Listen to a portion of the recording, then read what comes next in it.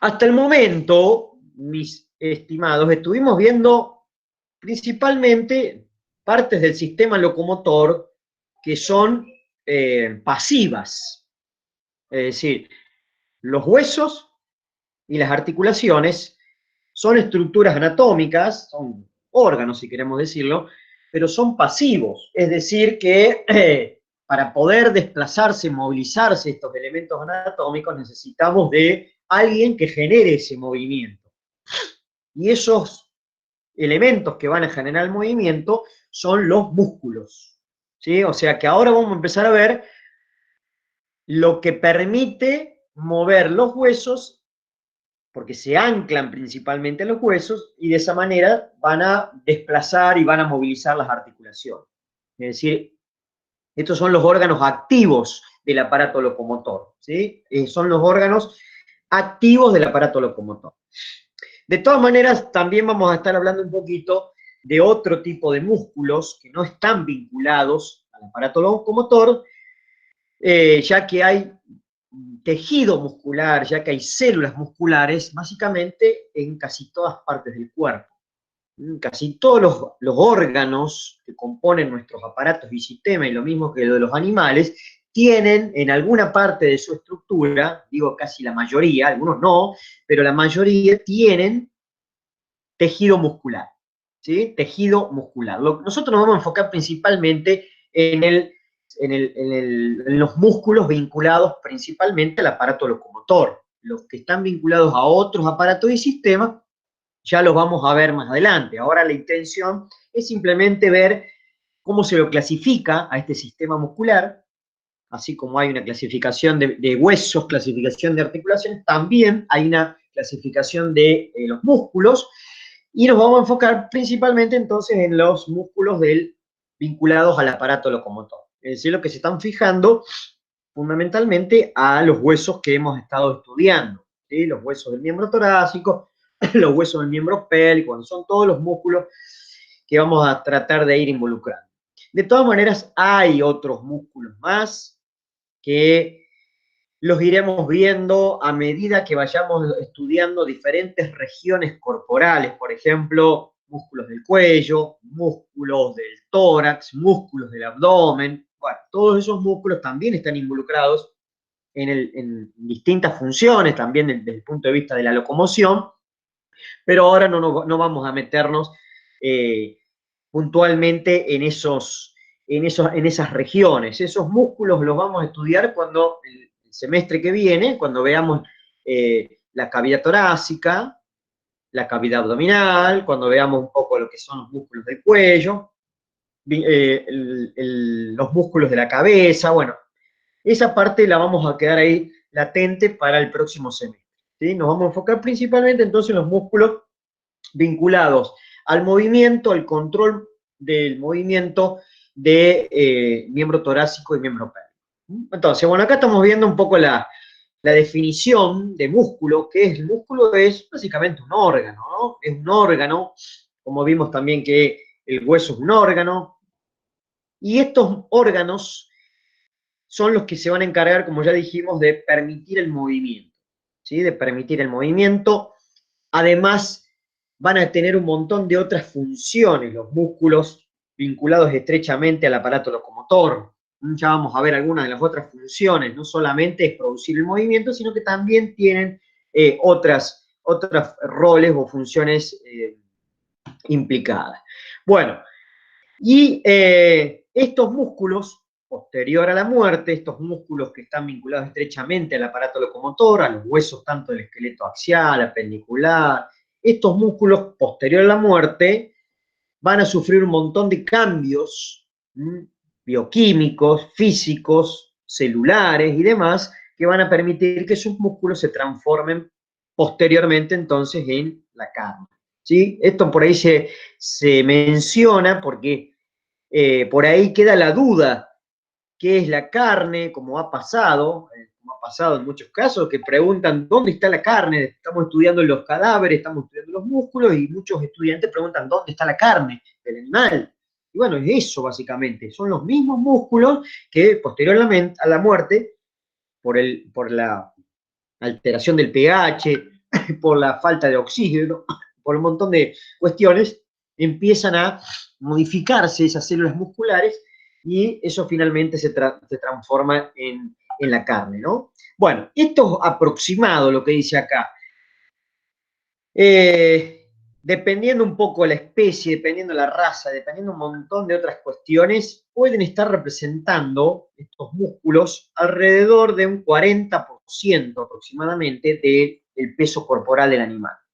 Es muy variable eso, dependiendo un montón de factores, pero más o menos, aproximadamente están cerca del 40%. Eso también va a cambiar con la edad. Bueno, hay varios cambios que ocurren, ¿no es cierto? Pero eso es para que tengan más o menos una noción de cuánto es lo que representa en relación al peso corporal de un animal, cuánto representa el tejido muscular, ¿sí? El tejido muscular esquelético, ¿sí? Lo que está vinculado al aparato locomotor. Bueno, la palabra ahí yo no lo mencioné, pero generalmente todas las palabras que uno estudia de anatomía y de las ciencias médicas y demás tienen un origen, tienen una etimología, como se denomina, de dónde viene esta palabra, de la palabra músculo. Bueno, se desdobla en dos partes. Mus, que significa ratón, y clus significa pequeño. Es una palabra en latín que deriva de las observaciones que se hacían hace miles de años atrás, sobre todo en el humano, que cuando alguien movilizaba alguna parte, algún segmento del cuerpo, principalmente los músculos de los miembros torácicos, miembros pélvicos, se veían como deformaciones por debajo de la piel, se abultaban por debajo de la piel, y eso parecía como si se estuviesen corriendo por debajo de la piel pequeños ratones. Entonces de ahí viene un poquito la palabra, ¿no? Como que cuando, por ejemplo, se contrae el bíceps, que si ustedes ven, se deforma el músculo porque se acorta, porque hay un acortamiento de las fibras musculares. Bueno, eso es lo que observaban antiguamente y de ahí venía el nombre de músculo. Bien, acá tenemos un listado de funciones donde intervienen músculos. Fíjense que hay un listado bastante interesante de un montón de funciones en las cuales están interviniendo los músculos, tanto esqueléticos como también músculos vinculados a las vísceras. Bueno, esto es lo principal que vamos a empezar a ver, los músculos que están relacionados a la locomoción. Todos aquellos músculos que van a estar de alguna manera conectados con los huesos que forman los miembros torácicos, pélvicos, como también algunos otros regiones corporales.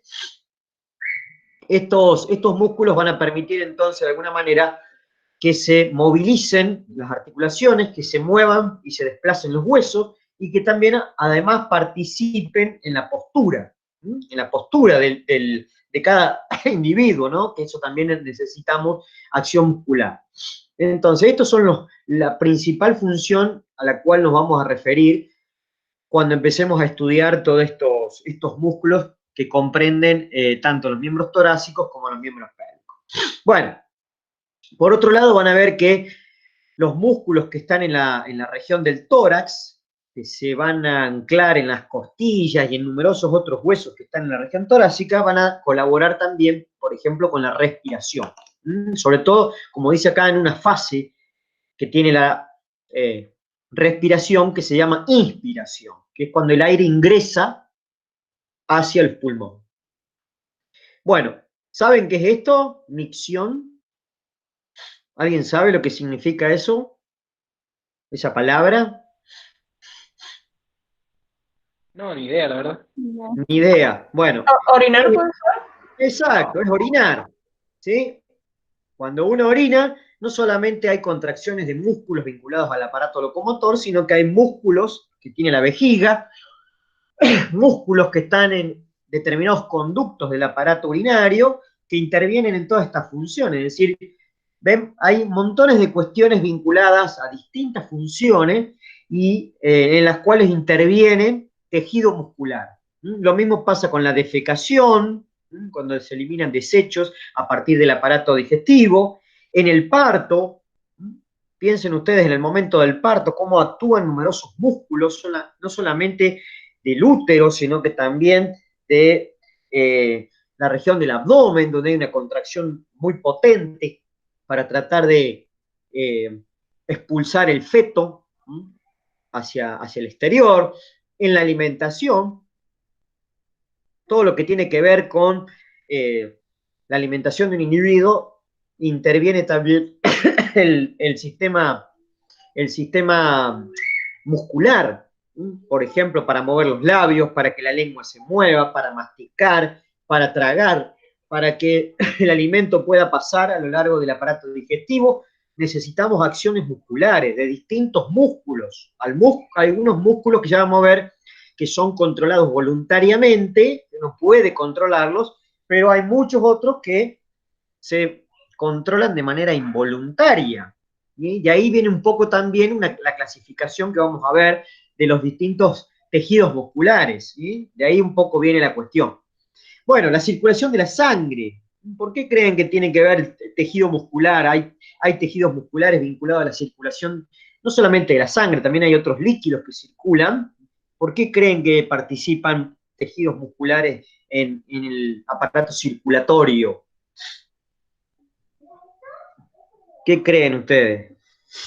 Porque, por ejemplo, no van a actuar en la vasoconstricción o la vasodilatación. Bien, eso es algo bastante, con mucho detalle lo que ha dicho, ¿sí? No sé si todo el mundo a esta altura conoce esas cuestiones, vasodilatación, bueno, pero es un detalle muy importante el que has mencionado que tiene que ver con el calibre de los vasos sanguíneos, donde hay músculos en las paredes de las arterias, en las paredes de las venas, que controla el diámetro o el calibre de esos vasos, ¿no? Pero hay algo también que es muy importante, por ejemplo, el corazón, que básicamente es casi todo músculo. El corazón, que es la bomba que va a permitir que la sangre fluya y circule a lo largo de los vasos sanguíneos, es un músculo muy particular, ¿sí? El músculo que tiene el corazón es un músculo muy particular que ya vamos a ver que también forma parte de una de las clasificaciones que vamos a estar viendo. Entonces, fíjense en todos los procesos que estamos vinculando tejido muscular, básicamente en todo. En todo, casi en todo, depende de tejidos musculares. Bueno, la visión, para que, por ejemplo, se muevan los ojos de una forma muy particular y de manera muy puntual para enfocarse en algún objeto determinado, necesitamos de acción muscular, para que la pupila se achique o se agrande para permitir mayor o menor entrada de luz.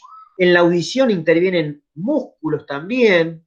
En la regulación térmica, en la contracción de órganos, cambian su tamaño. Bueno, ¿qué es en la regulación térmica, por ejemplo? Piensen ustedes que ahora cuando empiece el invierno, cuando hace frío, uno por ahí le agarra como, empieza a tiritar. Y eso tiene que ver con lo que realiza el sistema locomotor, principalmente los músculos esqueléticos, para tratar de generar calor. Por eso ocurre eso, esa temblequeo, esas contracciones que por ahí no podemos controlar, que eso va a tratar de aportar ciertos grados de temperatura gracias a las contracciones de grandes masas musculares. Por eso empezamos a tiritar, como también hacen por ahí algunos animales, ¿no? Entonces, hay un montón de funciones donde intervienen distintos tipos de tejidos musculares. Nosotros nos vamos a enfocar principalmente en los tejidos musculares que se llaman tejido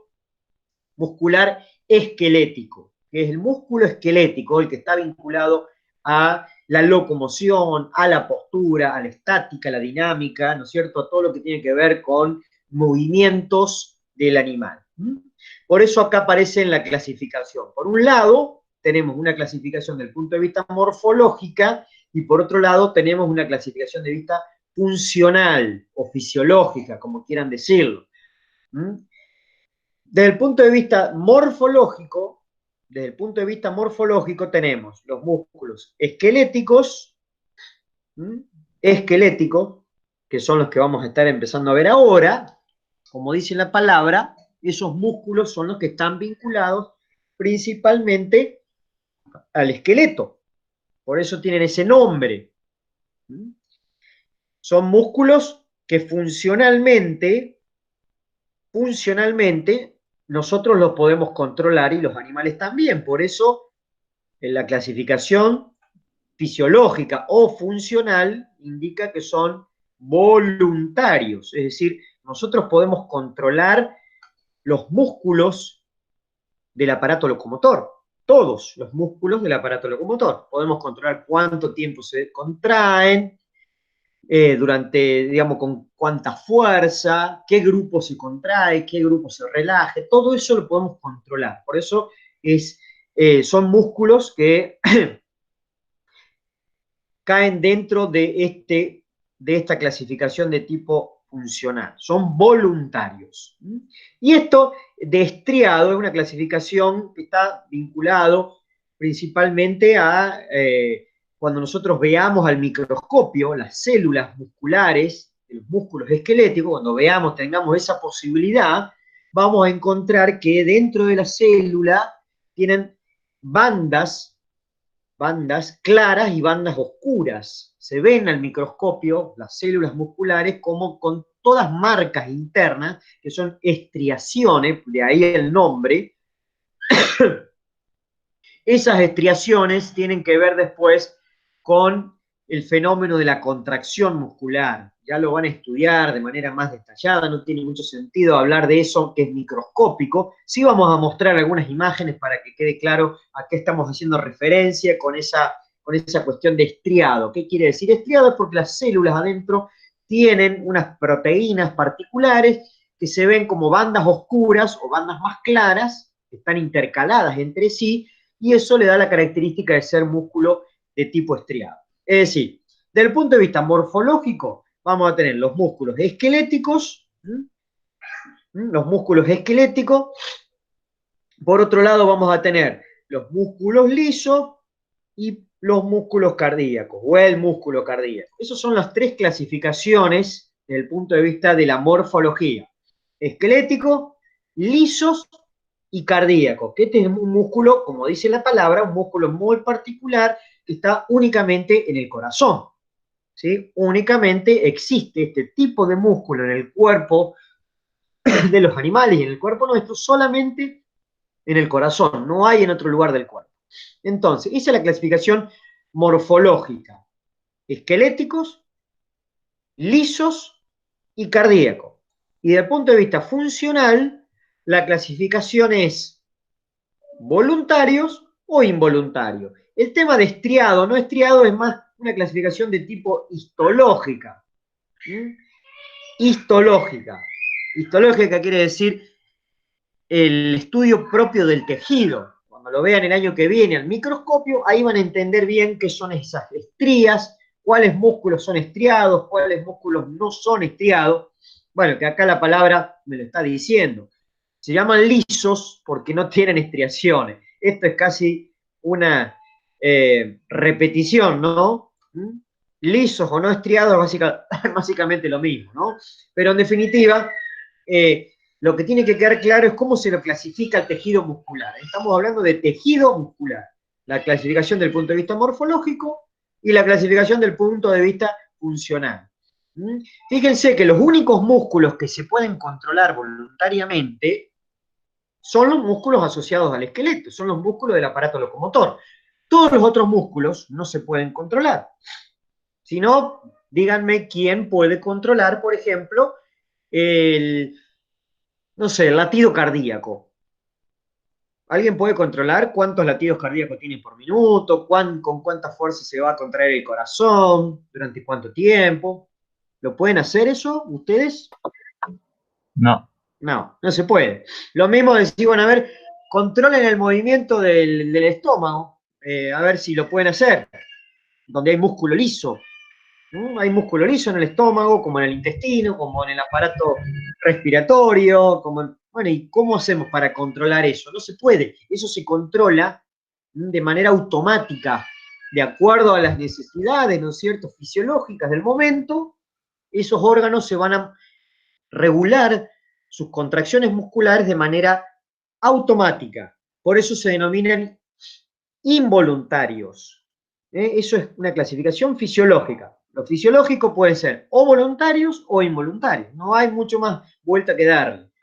Los únicos que se pueden controlar son los músculos del esqueleto, los músculos que están vinculados al aparato locomotor. El resto no se puede. De ahí surge entonces esta clasificación morfológica y funcional. Bueno, acá debería haber podado un montón de cosas, no vamos a entrar en detalles. Lo que sí por ahí, remarcar que en el caso puntual de la célula muscular del músculo esquelético, por el aspecto que tiene la célula, se lo suele denominar fibra. A lo mejor es un nombre que ustedes han escuchado en algún momento. Sí, se rompieron las fibras del músculo, tiene un desgarro de las fibras, bueno, por el aspecto que tiene la célula muscular, pero solamente del músculo esquelético. ¿Sí? Del músculo esquelético tiene ese aspecto. Las células musculares que hay en el intestino, en el estómago, en el aparato respiratorio, en el corazón y demás, no tiene esa forma. Por eso no se llaman fibra. Pero fibra se suele denominar a la célula muscular del músculo esquelético. ¿Sí? Bueno, acá tenemos algunas características de las cuales no vamos a entrar mucho en detalle porque son cosas muy de la biología celular, de la cuestión microscópica, ¿no? Pero simplemente mencionar algunas cositas. La forma que tiene, forma alargada, de ahí el nombre de fibra muscular. Esto es lo que mencionábamos recién, adentro, en la célula hay proteínas, filamentos gruesos y delgados. Eso nos da el aspecto, ven que acá se nota en esta fotografía de una microfotografía sería, cómo se observa el microscopio. ¿Lo alcanzan a ver esa imagen? Fíjense estas estructuras que están acá. Estos son núcleos. Ven, ahí hay uno, ahí hay otro, acá hay otro. Son multinucleadas. Hay muchísimos núcleos, hay cientos de núcleos en las células musculares. Pero lo importante es esto, fíjense, bueno, eso también es importante, pero ahora lo que estaba indicando es, fíjense esas bandas que hay acá. Ahí hay una oscura, una clara, una oscura, una clara, una oscura, inclusive hay unas intermedias ahí metidas, que bueno, son muy finitas, pero se alcanzan a ver esas bandas que tiene ahí adentro. ¿Se ve o no se ve? Sí, profe, se ve. ¿Se ve? Perfecto, bueno, esas son las estriaciones, por eso son músculos estriados. Son esqueléticos, voluntarios y estriados, porque cuando ustedes vean el microscopio, no crean que es un problema del microscopio, del aparato que está rayado, no, son así las células musculares del músculo esquelético, son así. Estas estructuras son fundamentales, después ustedes van a estudiar en detalle todo esto que está anotado acá al lado, que tiene letras, cómo se llaman cada una, qué importancia tienen, porque esas estructuras, estas bandas, tienen que ver con las proteínas que están ahí adentro y que son las responsables de la contracción muscular. Es un fenómeno bastante complejo, ¿no? Pareciera que es una pavada, pero es un fenómeno bastante complejo de cómo se contraen y cómo se van acoplando estas proteínas y cómo se acorta la célula muscular, que eso básicamente un poco la idea de la contracción, que la célula se acorte, se achique. Bueno, son células muy particulares, ¿no? Entonces de ahí surge esta cuestión de que son estriados, porque tienen todas esas bandas claras y oscuras que están intercaladas y de ahí sale el nombre de estriaciones. Bueno, los núcleos ya sabemos que son muchos, la contracción es voluntaria, ¿sí? Sabemos que lo podemos regular. Bueno, acá hay una cosa muy puntual que lo van a estudiar también más adelante, de acuerdo a la cantidad de tejidos fibrosos que haya, la cantidad de grasa que pueda haber adentro, un montón de cuestiones van a hacer variar las características después de la carne. ¿Sí? Van a ser, dependiendo de la región corporal, dependiendo un montón de características de estos músculos, van a hacer variar también las características de la carne. ¿Sí? Bueno. Y por último, acá dice que son células, las células del músculo, que tienen la capacidad, de alguna manera, de estimularse, de excitarse gracias a un impulso nervioso. Los nervios son los que van a controlar, de alguna manera, la contracción de los músculos, son capaces de excitarse, tienen posibilidad también de modificar su forma, su tamaño, por eso esa palabra de plasticidad, y esta que es una de las características más conocidas, que es la contracción, el acortamiento de la célula, que la célula se achique en su longitud. Eso es básicamente las características o las propiedades que tienen las células musculares. Bueno, acá vamos a ver un poquito cómo está organizado el tejido muscular, el músculo esquelético. Ahora sí nos vamos a meter puntualmente con el músculo esquelético.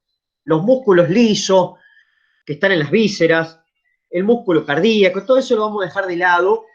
Ya lo vamos a empezar a ver después cuando estudiemos en el segundo semestre estas vísceras particulares. Por el momento lo vamos a dejar de lado, solamente nos vamos a enfocar en el tejido muscular vinculado al aparato locomotor, es decir, los músculos esqueléticos, ¿sí? Acá está clarito en el título de la diapositiva, el músculo esquelético. Bueno, tenemos que tener alguna noción de cómo está organizado, entonces, o cómo están organizados cada uno de los músculos esqueléticos, que todos siguen el mismo patrón de organización, es decir, no es que un músculo está organizado de una manera y otro es totalmente diferente. Todos más o menos siguen el mismo patrón de organización. Entonces tenemos que saber, primero, que como todo órgano, esto es un órgano, como todo órgano está formado por células, ¿sí? Y las células, ¿qué hacen? Se acoplan, se agrupan para tratar de formar, ¿no es cierto?, el tejido. Y el tejido lo que va a hacer es asociarse a otros tejidos diferentes para formar, en definitiva, un órgano. Un órgano. Y eso es más o menos lo que vamos a estar tratando de comprender. Entonces acá estamos viendo un músculo cualquiera, no tiene nombre, un músculo cualquiera, pero estamos viendo cómo se organiza desde lo más chiquitito hasta llegar a la formación del músculo completo, del músculo entero. Vamos a arrancar o comenzar desde la célula muscular, que sería esto que está cortado acá. Yo lo voy a marcar, lo voy a remarcar, la célula muscular. Esto sería una célula muscular que está amplificada, lógicamente, estamos viendo que es un esquema, ¿sí?, que no tiene mucho detalle, pero ahí estamos viendo una célula, una fibra. Recuerden que por el aspecto que tiene, se suele llamar fibra muscular a la célula, es exactamente lo mismo. Entonces la célula ya sabemos que adentro de su citoplasma, como cualquier célula, tiene un montón de organelas, tiene núcleos que ya los hemos visto, y tiene en este caso, como tienen las células musculares, tienen fibrillas y proteínas adentro, proteínas muy particulares que son las responsables entonces de provocar esta contracción. Eso lo vamos a dejar por el momento, lo vamos a dejar de lado también, porque son estructuras muy microscópicas, muy de biología celular, que ya lo van a estudiar, eso quédense tranquilos, que lo van a estudiar más adelante con otras asignaturas, porque tiene que ver también con todo lo que es la inspección después de la carne, cuando ustedes estudien lo vinculado a las cuestiones de la faena. Bueno, todas esas cuestiones tienen que ver también con estas cuestiones. Así que por el momento no vamos a meternos mucho en detalle de lo que hay adentro de la célula muscular, de lo que hay adentro. Más allá que tengan características similares a cualquier célula, pero tienen sus particularidades. Ya sabemos que hay proteínas internas que se contraen y demás, filamentos, que son filamentos proteicos, ¿no? Bueno, pero eso lo dejamos de lado. Arranquemos entonces de la célula. La célula, esa célula o fibra muscular, ¿qué va a hacer? Se va a asociar, se va a agrupar en definitiva con cientos de células que están a su alrededor. Es decir, cada célula se va a ir agrupando con cientos de células que estén en la vecindad, y de esa manera se va a formar un paquete de células musculares o de fibras musculares que se va a denominar fascículo. ¿Qué es un fascículo muscular? En definitiva, es un paquete de células. Un paquete de células o fibras musculares. Eso es un fascículo. Esos fascículos musculares son los que después, de la misma forma que hacen las células, se van a ir agrupando. Fíjense que acá tenemos varios fascículos. Ahí hay uno, acá hay otro. Está muy esquemático esto. Acá hay otro acá, otro ahí, y este que está amplificado, que está magnificado, como sobresaliendo para poder entenderlo, pero en definitiva los fascículos que hacen se agrupan para formar finalmente el músculo completo. Es decir, que el músculo en definitiva es el resultado del agrupamiento de numerosos fascículos musculares y los fascículos resultan del agrupamiento de células. Eso es un poco la idea. De lo más chiquito a lo más grande o de lo más grande a lo más chiquito, es lo mismo. A lo que voy es que hay que tener en cuenta cómo entonces está organizado la estructura del músculo esquelético. Las células se agrupan para formar fascículos y los fascículos se agrupan para formar el músculo entero. ¿Sí? Bueno, ahora vamos a ver una diapositiva que es muy parecida, una imagen que es muy parecida, prácticamente la misma, pero nos vamos a enfocar a unas envolturas de tejido conectivo o de tejido fibroso, para que por ahí nos entendamos mejor. Esto solamente estuvimos hablando de tejido muscular. Ahora vamos a ver un poquito cómo se organiza y cómo empiezan a recubrirse las células musculares, cómo se recubren los fascículos y cómo finalmente queda recubierto todo el músculo por tejido fibroso, que es también muy importante desde el punto de vista de la organización estructural. Es esto que estamos acá desde lo más chiquitito a llegar a lo más grande, que es lo que reviste o recubre a todo el músculo. En una primera envoltura que tiene cada célula, que no es de tejido fibroso, esto tenemos que remarcarlo, esto que estoy acá destacando no es tejido fibroso, eso es la membrana plasmática que tiene la célula muscular, que tiene un nombre muy particular. Si ustedes ven ahí, ese es el nombre que se le da a la membrana plasmática de la célula muscular. Sarcolema. Es una membrana plasmática, por lo tanto no es tejido fibroso. ¿Qué tiene la membrana plasmática? ¿Qué componentes tiene una membrana plasmática? Independientemente de la célula de la cual estemos hablando, no importa. Son muy parecidas las membranas plasmáticas en todas las células. ¿Hay tejido fibroso? ¿Qué creen ustedes? No sé si No, han visto algo de biología celular o no. no, vimos al principio en el cursillo. En el cursillo, sí, porque biología celular lo tiene en el segundo semestre, está bien. Ese es un error mío. Bueno, no hay tejido fibroso en las membranas plasmáticas. En las membranas plasmáticas es una capa doble, se llama bicapa lipídica, donde hay distintos tipos de lípidos, fosfolípidos, triglicéridos, colesterol, y además hay, bueno, lógicamente ácidos grasos, y además hay proteínas que pasan algunas de lado a lado de la membrana. Bueno, pero no hay tejido fibroso.